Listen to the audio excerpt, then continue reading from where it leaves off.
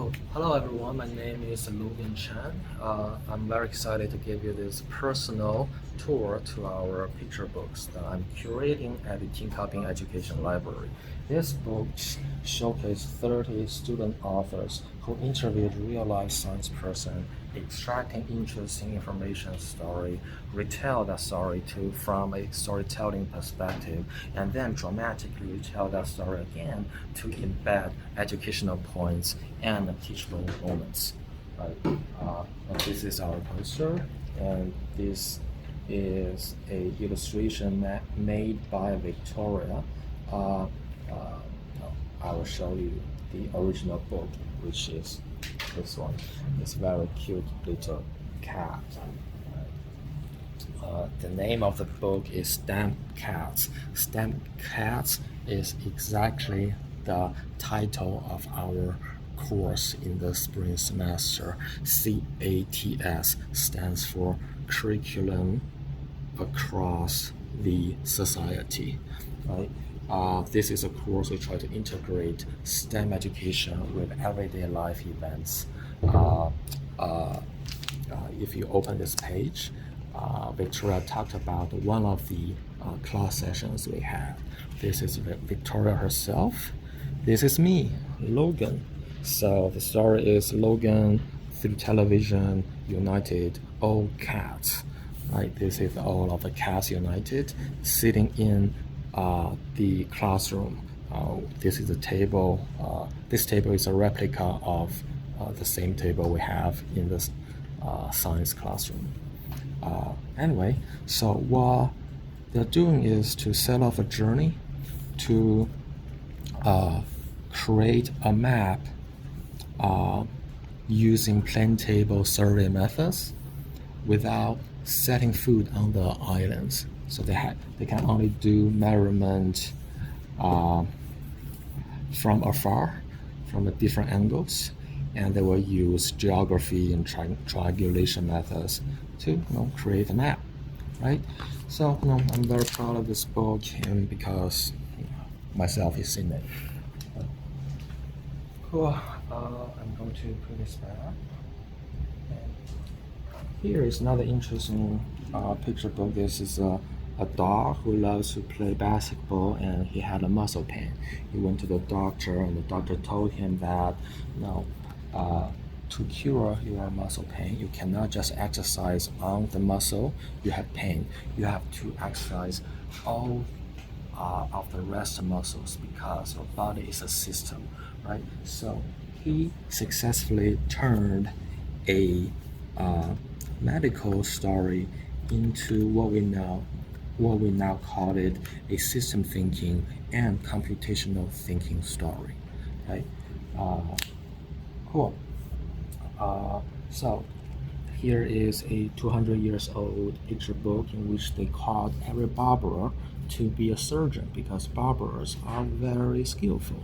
Now, in comparison, this book, the author Brian is calling every doctors to be computational thinkers. Oh, very interesting analogy, isn't it? Here we see an interesting, a beautifully illustrated picture book about Xiaohe. She is a chemist who loves to dye cloth, and this is the real cloth that Xiaohe dyed, right? And Xiaohe also made this very cute little bag she dyed by herself. Not every story is light and happy and easy to tell. Sometimes our authors have to make tough and creative decisions. Here, who could have thought that going to a toilet and having a stomach ache can be so cute and also scientific, right?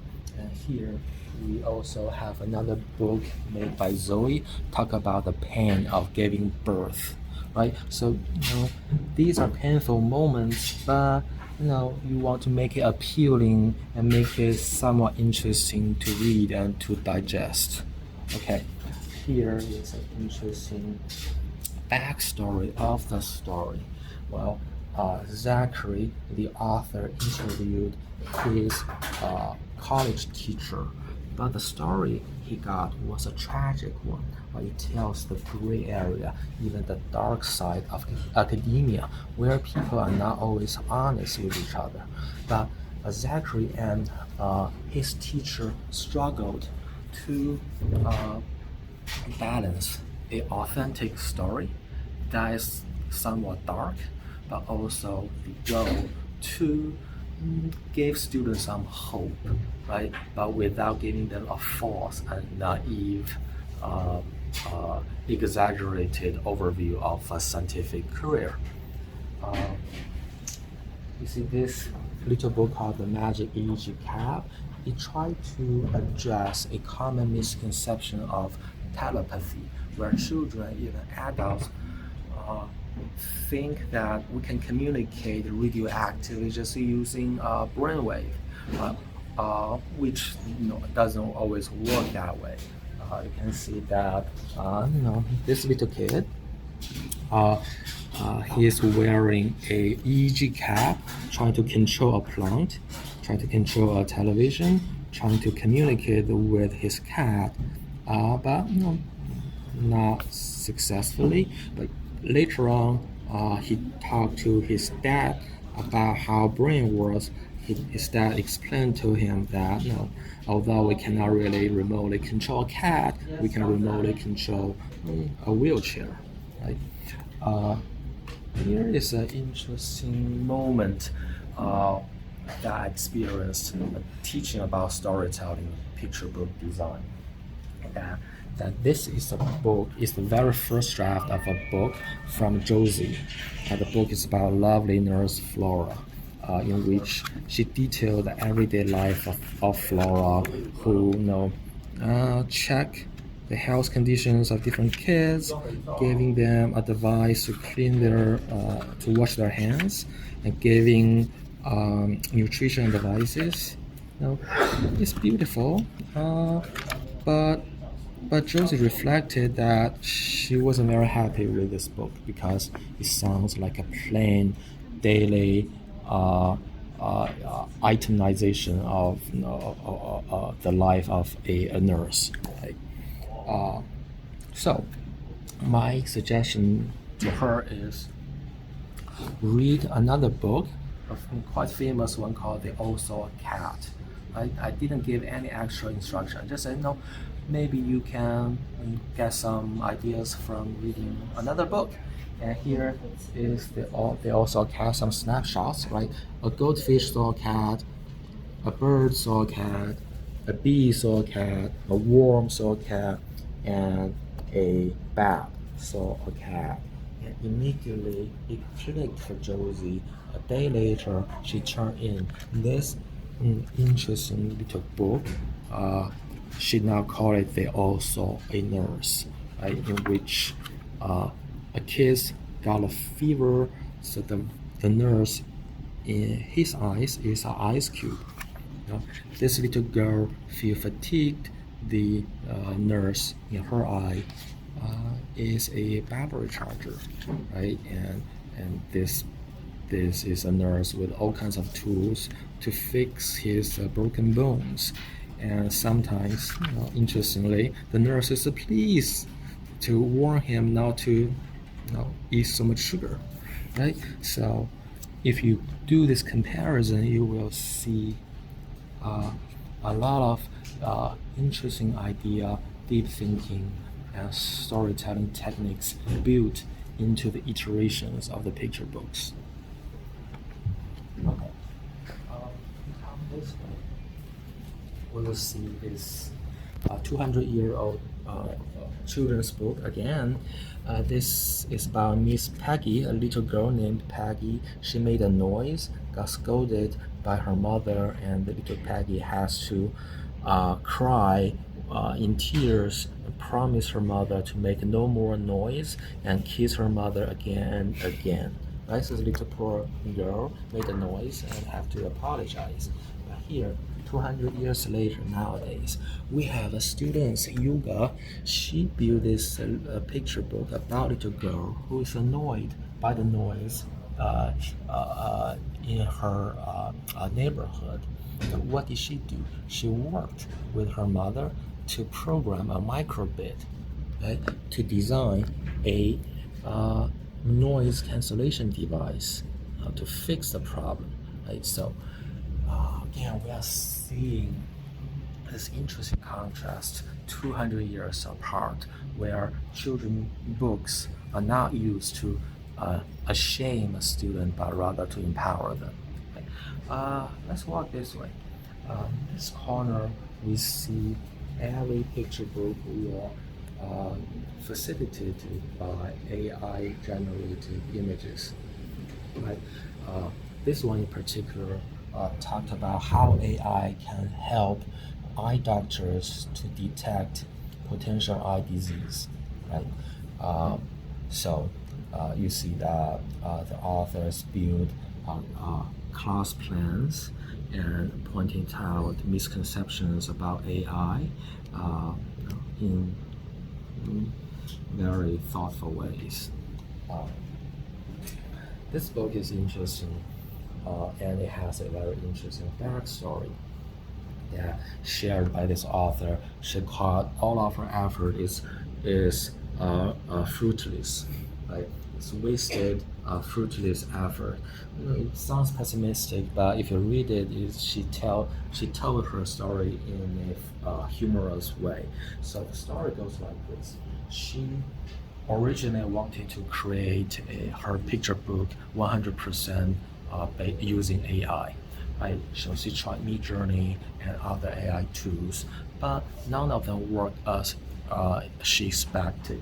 You can see that she funded her styles are not consistent. The images are not really representing the stories she's trying to say. Right? Eventually, she gave up after hours and hours. I think she documented 100 hours of frustration, and she decided to create this picture book completely drawn by her hand. So we see this is a very successful picture book, but built on her failure and frustration from AI. Right? So very cute illustration and very interesting story. I hope you have a chance to read it. Okay, so here is a interesting little book I want to talk about called The Spectacles Around Me. In this book, we see several repetitions of a little girl looking into a mirror. Right?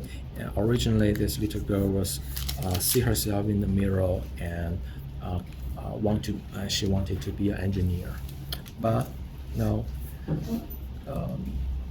going to school, interacting with teachers and students and even parents and neighbors, she noticed that all of the scientists, the famous ones, successful ones, are old men, old dead men, right? She slowly inculcated this gender stereotype that tells her who are expected to succeed in science or in engineering, right? But she started to talk to more people, to boys and girls. Her dim vision of herself slowly, changed to a brighter perception of herself. Eventually, she sees herself as a science person again, right? You can see that she even developed a series of curriculum based on her very own book. So you see, almost every book has a value, has a message built inside them, right? I want to show you this old picture book in which a student is a scared little cat, and this pig is a deep read professor, a famous learned pig. So students are cat, professors are pigs. But fortunately, my students see me as their equal. You see, this is Logan. I'm a cat now. Everybody else are cats. So I'm very proud that my students see me as one of their own. Lastly, before we go, I want to show you this 200-year-old children's book. This is a picture book created by a mother for her own children, right? And here we see Rosa quite ashamed to see herself in the glass, right? This is a child who sees herself in the glass and feel ashamed, where the lens of shame is a powerful tool to regulate children's behavior and identity for centuries. But today, our students create another mirror that is everyday science activity, and to help their future students to see themselves as a science person, right? Not ashamed, but feeling connected and empowered. Right? So I can't stress enough how proud I am, how excited I am to share the work of my students. If you have a chance, come to Teen Cupping Education Library. I'm going to give you another personal tour, or check out our YouTube link and to see the narration of the original picture book authors. Hope you like it. Ciao.